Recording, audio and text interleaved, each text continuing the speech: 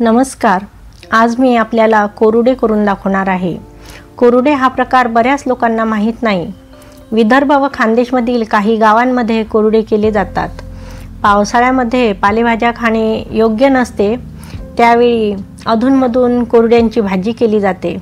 तसेच आंब्याचा रस जेव्हा केला जातो त्यावेळी देखील तोंडी लावण्यासाठी ही भाजी करण्याची पद्धत आहे. कोरुडे फक्त उडदाच्या डाळीपासून तयार केले जातात. आज मी हे कोरुडे माझी आजी ज्याप्रमाणे करीत होती त्याच पद्धतीने करून दाखवणार आहे. हे कोरुडे करण्यासाठी मी सकाळी 6 वाजता 1 किलो बिना सालीची उडदाची डाळ एका मोठ्या टोपलीमध्ये घेऊन 3-4 पाण्याने स्वच्छ धुवून घेतली, जेणेकरून या डाळीला लागलेली पावडर पूर्णपणे निघून गेली. व स्वच्छ धुवून झालेल्या या उडदाच्या डाळीमध्ये मी भरपूर प्रमाणामध्ये पाणी घातले. ही डाळ भिजण्यासाठी आता झाकून ठेवली.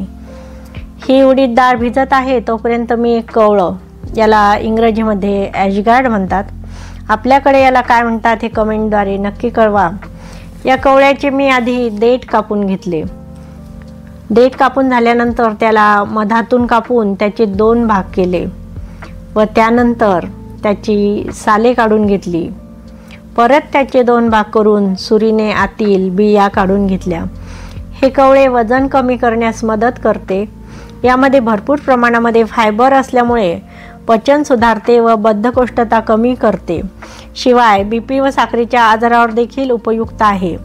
या कवळ्यामध्ये पाणी भरपूर असते, त्यामुळे त्वचेसाठी देखील अतिउत्तम आहे. या कवळ्यामधून सर्व बिया मी सुरीने व लहान चमच्याने काढून घेतल्या. हे बघा कशा प्रकारे सर्व बिया या कवळ्यामधून मी काढून घेतलेल्या आहेत. या कवळ्याला कुठलीच चव नसते. या कवळ्यातील सर्व बिया काढून झाल्यावर एका किसनीने मी हे कापलेले कवळे किसून घेतले व जो भाग किसल्या गेला नाही त्याला देखील एका बाउलमध्ये बाजूला काढून ठेवले. हे बघा कवळे मी कशा प्रकारे पूर्ण बारीक किसून घेतलेले आहे. कवळ्याचे सर्व तुकडे आता किसून झालेले आहेत. 6 वाजता भिजायला ठेवलेली डाळ 4 तासामध्येच म्हणजे 10 वाजता झाकण उघडून बघितले तर चांगली भिजलेली आहे. उडदाची डाळ चांगली फुलून टोपले पूर्णपणे भरलेली दिसत आहे. हातामध्ये थोडी डाळ घेऊन बघितली तर लवकर तुटत आहे. या डाळीतील पाणी न काढता दोन्ही हाताने 3-4 ओंजळ भरून ही उडदाची डाळ मी एका चाळणीमध्ये काढून घेतली व टोपले बाजूला सरकवून या चाळणीमधील उडदाची डाळ मी मिक्सरच्या भांड्यामध्ये टाकून खूपच बारीक नाही किंवा खूप जाडसर नाही याप्रमाणे बारीक केली. डाळ थोडी जाडसर वाटत असल्यामुळे मिक्सरच्या भांड्यातील डाळ चमच्याने थोडी हलवून घेतली व त्यानंतर झाकण लावून परत थोडी बारीक करून घेतली. आता ही बारीक झालेली उडदाची डाळ मी एका मोठ्या परातीमध्ये काढून घेतली. हे बघा डाळ बारीक झालेली आहे. ही आता मी एका मोठ्या परातीमध्ये काढून घेतली व अशाच प्रकारे चाळणीमधील डाळ मी पूर्ण थोडी थोडी करून मिक्सरच्या भांड्यामध्ये टाकून बारीक करून घेतली. कोरुडे करण्यासाठी उडदाची डाळ 4 ते 5 तासापेक्षा जास्त वेळ भिजण्यासाठी ठेवायची नाही व ज्यावेळी ही डाळ मिक्सरमध्ये बारीक करायची त्यावेळी चाळणीमध्ये थोडी थोडी डाळ बाहेर काढून बारीक करायची व राहिलेली डाळ तशीच टोपल्यामध्ये पाण्यात राहू द्यायची. याचे कारण उडीद डाळ हवेच्या संपर्कामध्ये सावलीमध्ये जास्त वेळ राहिली तर काळी पडते. परिणामी कोरुड्यांचा रंग थोडा काळसर येतो. त्यामुळे कोरुडे करताना ही टिप्स आपण अवश्य लक्षात घ्यावी. हे बघा चाळणीतील पूर्ण डाळ बारीक झाल्यानंतर परत मी टोपलीमधून थोडी डाळ या चाळणीमध्ये काढून घेतली व मिक्सरच्या भांड्यामध्ये टाकून बारीक केली. अशाच प्रकारे सर्व उडीद डाळ बारीक करून मोठ्या परातीमध्ये मी काढून घेतली.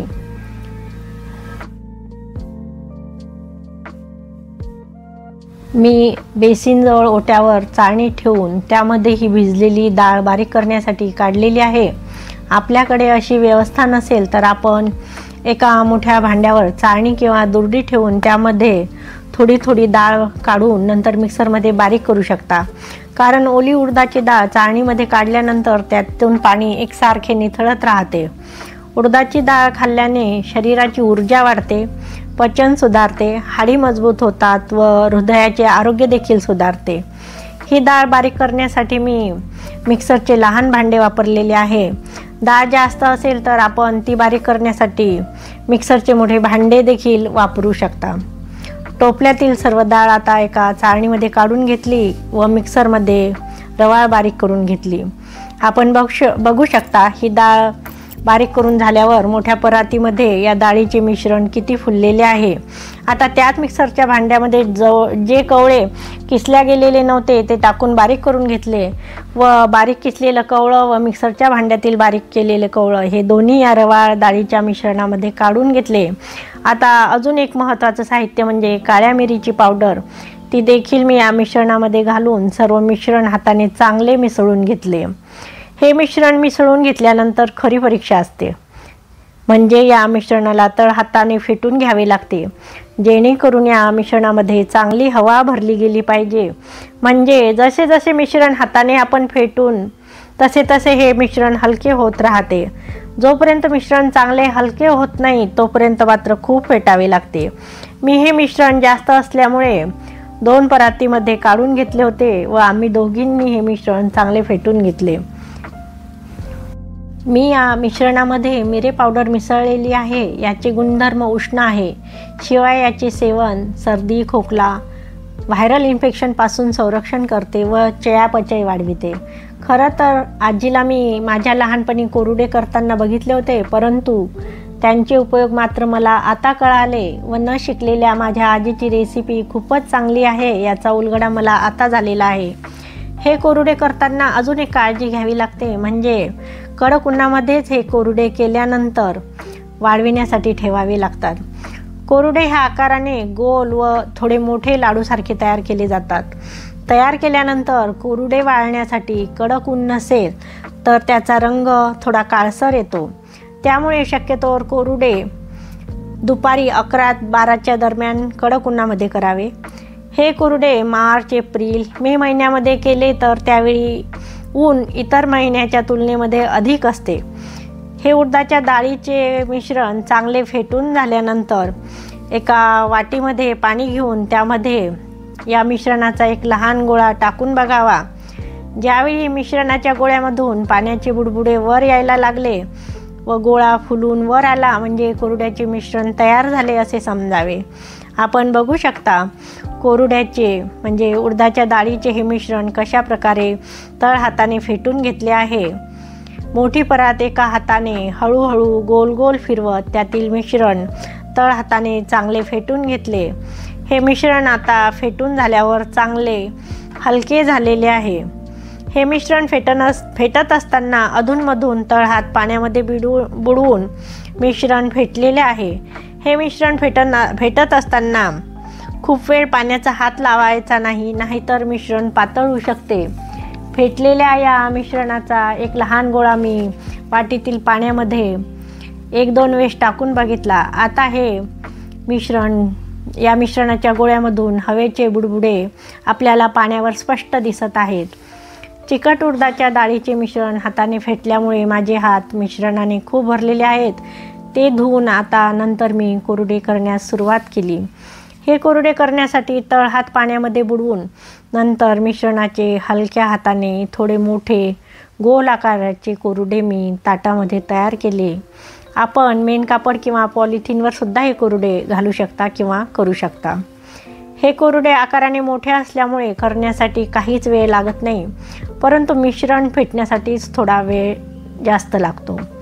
आपण बघू शकता सर्व कोरुडे मी तयार केलेले आहेत.